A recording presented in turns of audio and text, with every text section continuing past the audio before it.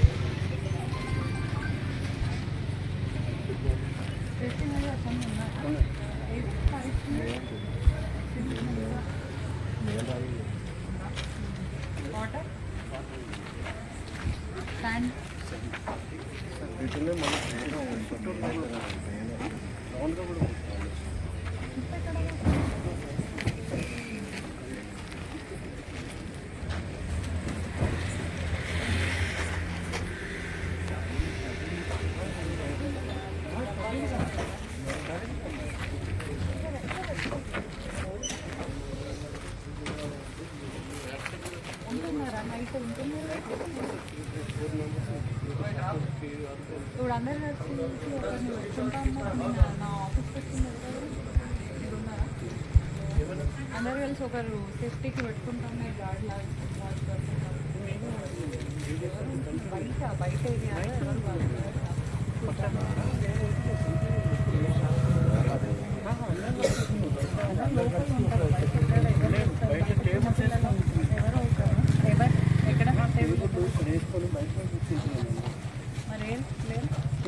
అన్ని shops open ఉన్నాయి కదా నైట్ అన్ని షాప్స్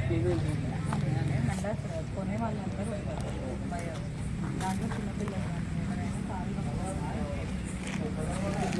వాచ్ పర్సన్ నిన్న 15 మంది వచ్చింది. వాళ్ళందరూ కలిసి పెట్టుకుంటున్నారు. అంటే మేము ప్రతి ఒక్క షాప్ నుంచి ఒకటి బయట ఉంటుంది. అంటే లోపల డేలో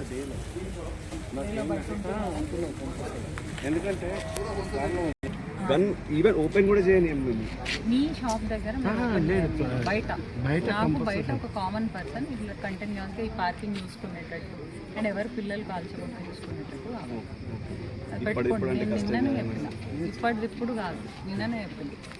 మీరంటే పడదు, నేను ఇలా ముట్టిచ్చేస్తా. మీరు చూస్తారు ఇది పోయి ఒక పర్సన్ పెట్టారు.